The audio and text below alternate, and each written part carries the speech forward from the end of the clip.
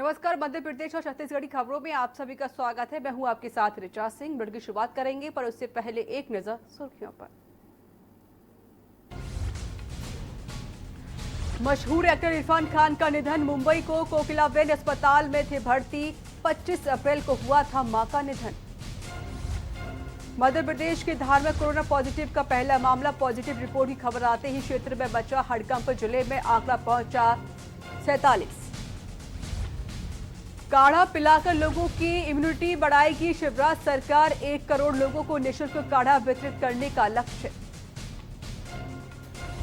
Corona को लेकर भूपेश बघेल ने पीएम मोदी को लिखा खत। मांगी 30,000 करोड़ की सहायता।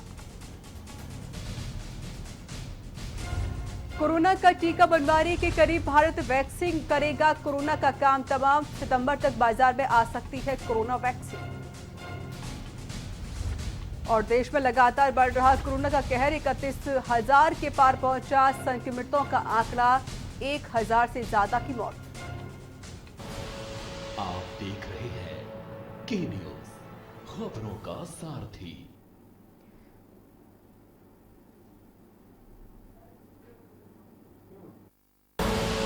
आप देख रहे हैं के न्यूज, खबरों का सारथी। खुदी को आजमाया है तो ये अंदाज आया है। खुदी को आजमाया है तो ये अंदाज आया है। तुम में भी मैं हूं। शुद्ध प्लस पान मसाला।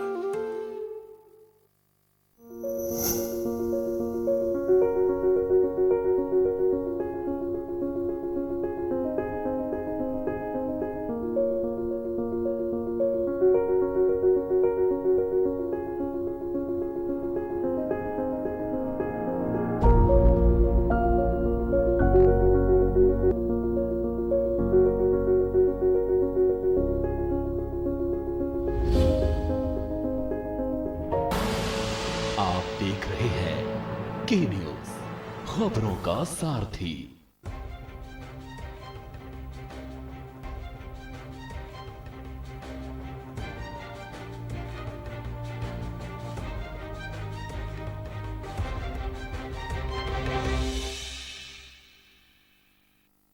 नमस्कार। मध्य प्रदेश और छत्तीसगढ़ की खबरों में आप सभी का स्वागत है। मैं हूं आपके साथ ऋचा सिंह। खबरों की शुरुआत करते हैं। अपनी अदाकारी से हर किसी के दिल पर राज करने वाली फिल्म अभिनेता इरफान खान का बुधवार को निधन हो गया। मुंबई के कोकिलाबेन अस्पताल में इरफान खान ने 54 साल की उम्र में अंतिम सांस ली है। इरफान काफी लंबे वक्त से बीमार चल रहे थे और बीते दिनों ही उन्हें अस्पताल में भर्ती कराया गया था। साल 2018 में उन्होंने दुनिया को कैंसर के बारे में जानकारी दी थी, लेकिन 2 साल बाद ये जिंदगी से जारी इस जंग को इरफान खान हार गए हैं। दिग्गज कलाकार के जाने से बॉलीवुड में शोक का माहौल है। अस्पताल के बयान के मुताबिक इरफान खान पेट की समस्या से जूझ रहे थे। उन्हें कोलन इन्फेक्शन हुआ था और फिल्म डायरेक्टर सुजीत सरकार ने इरफान खान के निधन की जानकारी सबसे पहले दी और उसके बाद अस्पताल की ओर से बयान जारी किया गया।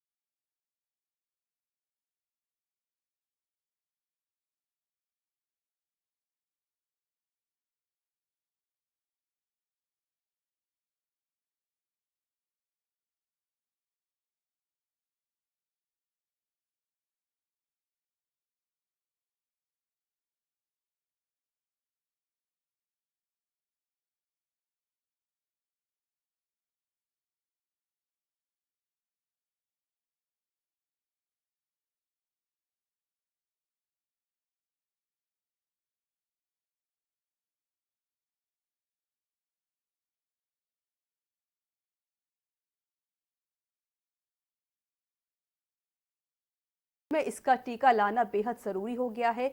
देश में कोरोना के मरीजों का आंकड़ा 31,000 हो चुका है। ये रिपोर्ट देखिए।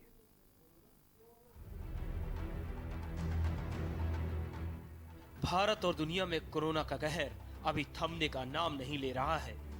ऐसे में इसका टीका लाना बेहद जरूरी हो गया है। देश में कोरोना के मरीजों का आंकड़ा 31,000 को पार कर गया है। स्वास्थ्य विभाग के आंकड़ों के मुताबिक पिछले 24 घंटे में 1,674 नए मामले सामने आए हैं। अब देश में कुल मरीजों की संख्या 31,332 है। कोरोना से अब तक 937 की मौत हो चुकी है। वहीं 7,000 से ज्यादा मरीजों का सफल इलाज हुआ है। महाराष्ट्र और गुजरात में कोरोना संक्रमण की रफ्तार तेज है। ऐसे में देश के वैज्ञानिक और डॉक्टर कोरोना की काट के लिए वैक्सीन बनाने में जुटे हैं, जिसके सितंबर से अक्टूबर तक बाजार में आने की बात कही जा रही है। भारत में कोरोना का टीका तैयार करने में लगे पुणे के सीरम इंस्टीट्यूट के सीईओ अडर पूनावाला के मुताबिक अगर ट्रायल सफल रहा तो यह टीका इसी साल सितंबर या अक्टूबर तक आ सकता है। वैक्सीन की कीमत 1,000 रुपए होगी। मीडिया रिपोर्ट्स की माने तो जोखिम लेते हुए कोरोना के टीके के एडवांस परीक्षण से पहले ही इसके उत्पादन की कोशिश होगी, जिनसे टेस्ट सफल होने के बाद कोरोना मरीजों का इलाज संभव होगा। अगले महीने के अंत से ही इसका उत्पादन शुरू हो सकता है और परीक्षण सफल रहा तो सितंबर तक इसे बाजार में उतारा जा सकता है। माननीय स्वास्थ्य मंत्री जी ने वीडियो कॉन्फ्रेंस के द्वारा डिपार्टमेंट ऑफ बायोटेक्नोलॉजी और उनके 18 ऑटोनोमस बॉडीज और साथ में उनसे संबंधित पीएसयूज के डायरेक्टर्स के साथ रिसर्च के बारे में समीक्षा की।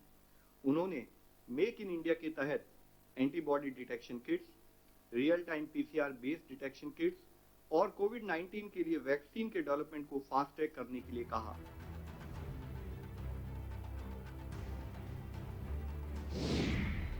बता दें कि सीरम इंस्टीट्यूट दुनिया की सबसे बड़ी टीका बनाने वाली कंपनी है, जो हर साल 1.5 अरब डोज तैयार करती है और दुनिया के 65% बच्चों को इस कंपनी के टीके लगाए गए हैं। गौरतलब है कि सीरम के अलावा कोरोना का टीका बनाने में ब्रिटेन की ऑक्सफोर्ड यूनिवर्सिटी, अमेरिका की बायोटेक कंपनी कोडाजेनिक्स भी लगी हुई है। चीन भी कोरोना वैक्सीन बनाने में पूरी ताकत झोंक चुका है, लेकिन अब तक कोई कामयाब नहीं हो पाया है। ब्रिटेन में भी वैक्सीन के क्लिनिकल ट्रायल की घोषणा की गई, जिसका मानव पर परीक्षण चल रहा है। भारत भी लगातार कोरोना का टीका बनाने में जुटा है। सीरम इंस्टीट्यूट मई महीने में ही इसका ह्यूमन ट्रायल करेगी, लेकिन ट्रायल से पहले ही इसकी खेप तैयार की जाएगी ताकि ट्रायल सफल होने के बाद तत्काल इसे पर्याप्त मात्रा में उपलब्ध कराया जाए। मौजूदा इकाइयों में अगले 3 हफ्ते में उत्पादन शुरू हो सकता है। हर महीने 40 से 50 लाख डोज बनाए जाएंगे। इसके बाद उत्पादन बढ़ाकर हर महीने 1 करोड़ तक किया जाएगा। सितंबर अक्टूबर तक उत्पादन बढ़कर हर महीने 4 करोड़ तक पहुंच सकता है, जिसके बाद इसे दूसरे देशों में निर्यात किया जाएगा। लेकिन सारी उम्मीदें वैक्सीन के ट्रायल पर टिकी हैं। स्पेशल डेस्क के न्यूज़।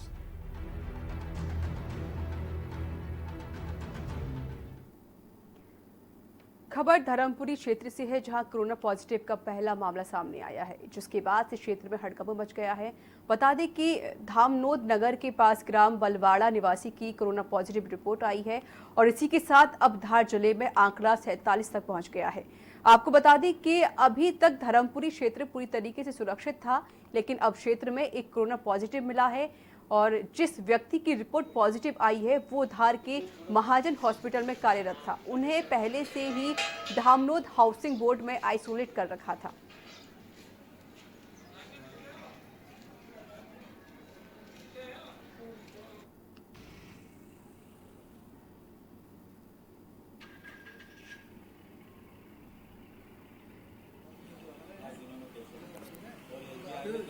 भाई किसी ने निकाल के निकला नहीं है।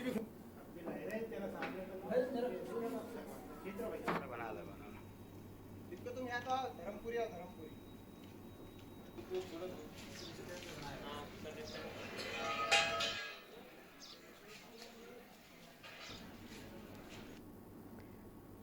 कोरोना संक्रमित मरीजों के लिए उपचार के लिए जिला अस्पताल में कोविड केयर सेंटर स्थापित किया गया है। यहां के आइसोलेशन वार्ड में संक्रमित मरीजों को रखा गया है। इन मरीजों की लगातार 2 रिपोर्ट नेगेटिव आने पर छुट्टी कर दी जाती है। कोरोना संक्रमित मरीजों के मनोरंजन के लिए इस वार्ड में मनोरंजन के सभी साधन उपलब्ध कराए गए हैं ताकि ये मरीज यहां अपना समय अच्छी तरीके से व्यतीत कर सकें। सिविल सर्जन डॉक्टर ओपी जुगवातन ने बताया कि जिला अस्पताल परिसर में स्थापित कोविड केयर सेंटर के आइसोलेशन वार्ड में भर्ती सभी लोगों को गुणवत्ता युक्त भोजन उपलब्ध कराया जाता है।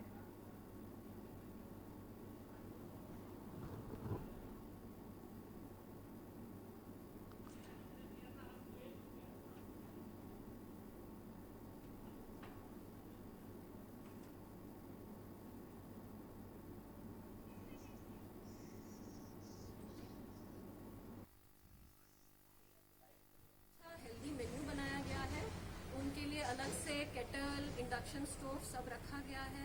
उनके लिए अलग से कैरम बोर्ड, चेस, बहुत सारे इंडोर गेम्स की हमने पहले ही व्यवस्था कर दी थी और उनसे ये पूछ लेते हैं कि आप कौन सी किताबें पढ़ना पसंद करते हैं। उन किताबों को भी रखा गया है। हर जगह हमने टीवी भी लगा दिया है ताकि अगर वो टीवी से देखना चाहें, क्योंकि कठिन होता है, अगर आप बीमार, आपके सिम्टम्स भी ना हो तो भी अपने घर परिवार से दूर रहना, वार्ड में मानसिक रूप से कठिनाई होती है, तो आदमी को कैसे इंगेज करके रखें, ये हमारा फोकस रहता है। खंडवा में क्राइसिस मैनेजमेंट ग्रुप की बैठक कलेक्ट्रेट सभा कक्ष में संपन्न हुई। बैठक क्षेत्रीय सांसद नंद कुमार सिंह की उपस्थिति में की गई। यहां नागरिकों के सोशल डिस्टेंसिंग के प्रावधानों का पालन और लॉकडाउन में घरों से कम से निकलने की अपील की गई है। बैठक में मुख्य बाजार की दुकानों को बंद रखने और गली मोहल्लों में स्थित किराना की दुकानों को खोलने और साथ ही होम डिलीवरी को प्राथमिकता देने की चर्चा की गई।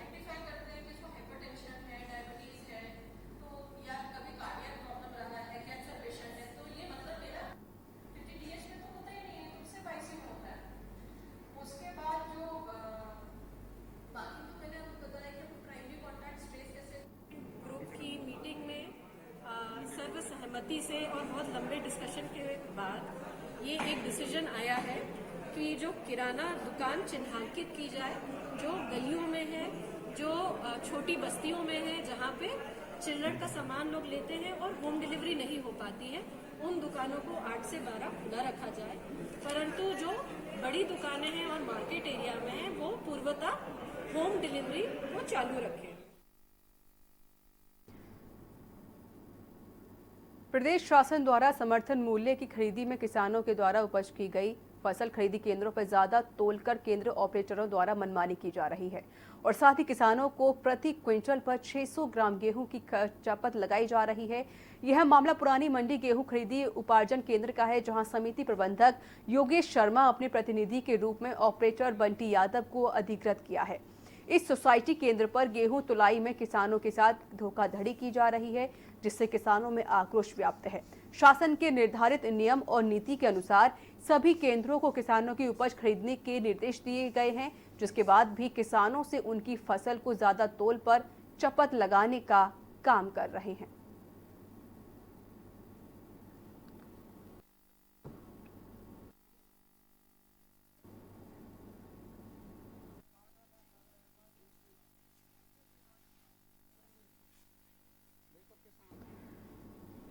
तो आइए सीएम शिवराज सिंह चौहान कोरोना को लेकर क्या कुछ कह रहे हैं, आइए आपको दिखाते हैं। हर संभव उपाय किए हैं। अब जो ज़्यादा प्रभावित जिले हैं उनमें अधिकारियों की टीम भेजी जा रही है। अधिकारियों की टीम में सभी पक्ष देखने वाले अफसर शामिल होंगे। वो टीम वहाँ जाकर कैंप करेगी और स्थानीय प्रशासन को, चाहे वो इलाज हो या लॉकडाउन जैसे विषय हो, उस पर हर संभव सहयोग करेगी। सुखद संकेत ये है कि कोरोना में पॉजिटिव जो सैंपल के नंबर के आधार पर जो केस आते थे, अब वो प्रतिशत में कम हो रहे हैं। पॉजिटिव केस लगातार घटते जा रहे हैं। वो इंदौर में भी घट रहे हैं, भोपाल में भी घट रहे हैं। मृत्यु दर अब कम हो रही है। और सुखद बात यह है कि डिस्चार्ज होने वाले मरीजों की संख्या, जो स्वस्थ होकर डिस्चार्ज हो रहे हैं, उनकी संख्या लगातार बढ़ रही है। हम धीरे धीरे परिस्थिति पर काबू पाते हुए प्रदेश की जनता के सहयोग से लगातार आगे बढ़ रहे हैं और इसलिए हमने एक फैसला भी किया है। प्रधानमंत्री जी ने कहा था कि जान भी है और जहान भी है, इसलिए हमें जहान को भी देखना है। इसलिए सभी सावधानियां रखते हुए कल से वल्लभ भवन, सतपुड़ा, विंध्याचल जो राज्य स्तरीय कार्यालय है उनमें 30% अधिकारी कर्मचारी अब काम के लिए आना प्रारंभ होंगे।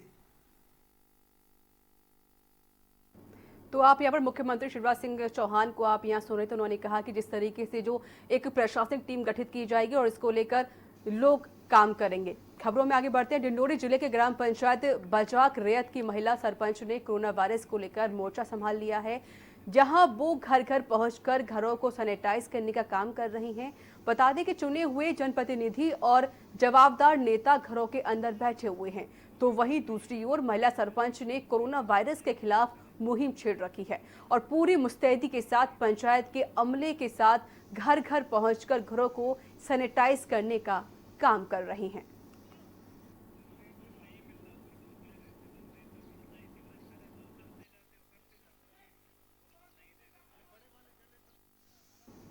बालाघाट जिले के लांजी थाना अंतर्गत अस्थायी पुलिस चौकी टेमनी के समीप छत्तीसगढ़ राज्य की सीमा पर पुलिस व नक्सलियों के बीच मुठभेड़ हो गई और मामले की जानकारी देते हुए बालाघाट एसपी अभिषेक तिवारी ने बताया कि पुलिस की देवरवली हॉक फोर्स पर टेमनी हॉक फोर्स की टीम सुबह सर्चिंग पर गए हुए थे। ग्राम टेमनी के समीप टांडा नदी के पास मुठभेड़ होना बताया गया है।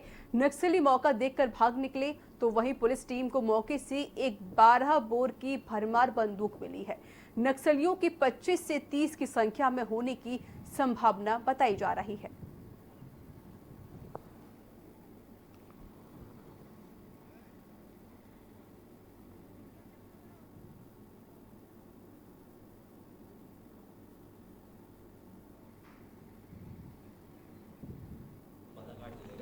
उसके आसपास नक्सल गतिविधियों की सूचना आ रही थी, जिसमें एक इंटर डिस्ट्रिक्ट जो ऑपरेशन था, inter state operation Madhya Pradesh और छत्तीसगढ़ पुलिस का वो दिया गया था। और इस ऑपरेशन के चलते आज सुबह करीब 7:30-8 बजे जो है नक्सल पार्टी और पुलिस का आमना सामना हुआ, जिसमें कि नक्सल ग्रुप ने पुलिस पर फायरिंग की। पुलिस ने की तरफ से भी फायरिंग हुई है और कुछ समय के बाद जब फायरिंग रुकी है तो वहाँ पर उस क्षेत्र का जब सर्चिंग की गई तो वहाँ पे नक्सलियों का कुछ सामान और एक उनका वेपन प्राप्त हुआ है। वो वेपन 12 बोर का भरमार प्रतीत हो रहा है। अभी जब वो वापस आएगा तो उसकी और गहनता से जांच होगी कहाँ से आया है। ग्यारसपुर के नेशनल हाईवे 140 पर आज भी गरीब और मजदूरों का पलायन जारी है, जो पश्चिम बंगाल जा रहे हैं। लॉकडाउन के चलते गरीबों का काम छूट गया और रोजी रोटी के लिए मोहताज हो गए हैं। उनका कहना है कि अब तक उन्हें प्रशासन की तरफ से कोई मदद नहीं मिली है।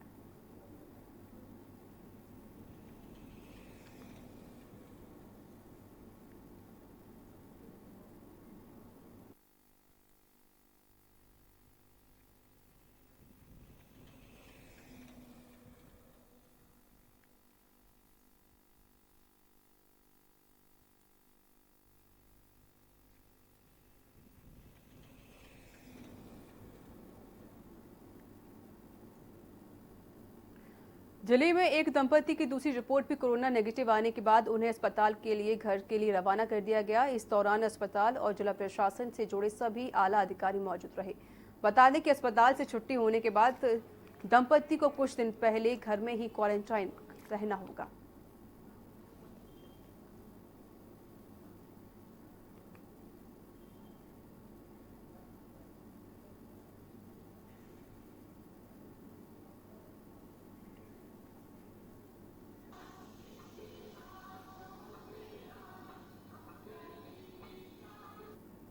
कोरोना वायरस से निपटने के लिए देश में लागू लॉकडाउन के बीच प्रधानमंत्री नरेंद्र मोदी ने चौथी बार राज्यों के मुख्यमंत्रियों से वीडियो कॉन्फ्रेंसिंग के जरिए बातचीत की। लॉकडाउन 2.0 की अवधि 3 मई तक को खत्म हो रही है। कोरोना से जारी जंग में क्या लॉकडाउन को एक बार फिर बढ़ाया जाएगा, ये फिलहाल चर्चा का विषय है। 3 मई के बाद देश कोरोना से कैसे लड़े, मुख्यमंत्रियों के साथ प्रधानमंत्री मोदी की वीडियो कॉन्फ्रेंसिंग में इस पर फैसला तो नहीं आया, लेकिन संकेत साफ हो गया है। ये रिपोर्ट देखिए।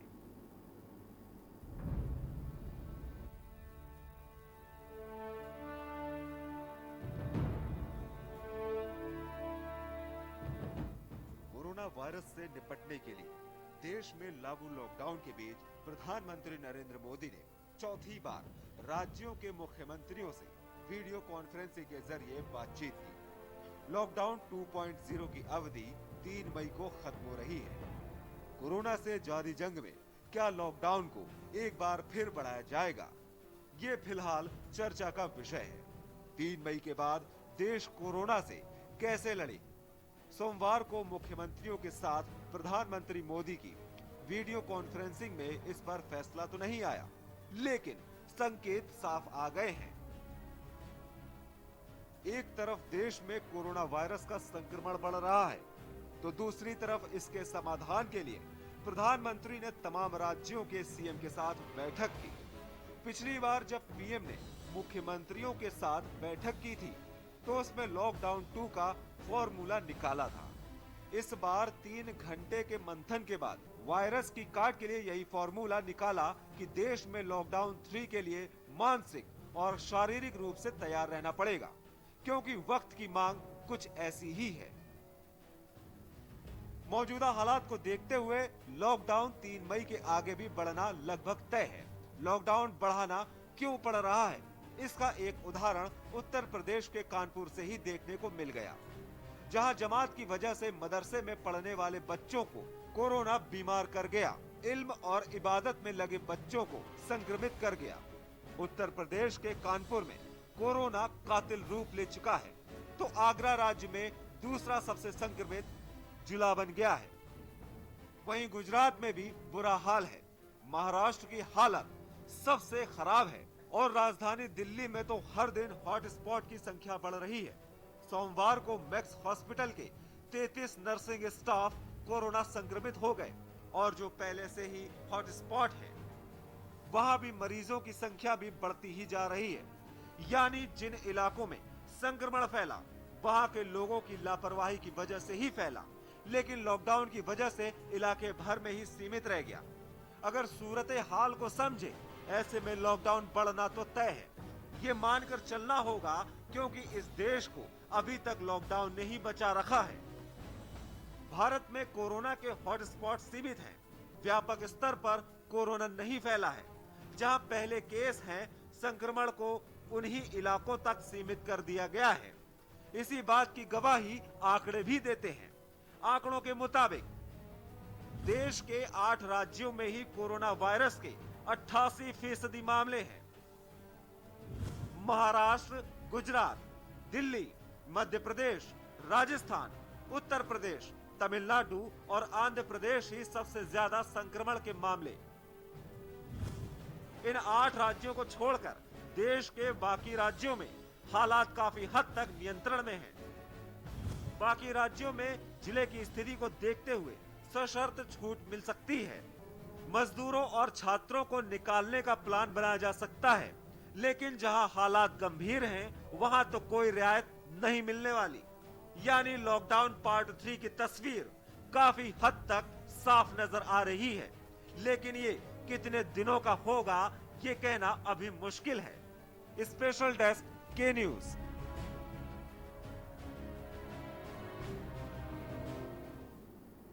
तो इसी के साथ मध्य प्रदेश और छत्तीसगढ़ की खबरों में इतना ही। नमस्कार।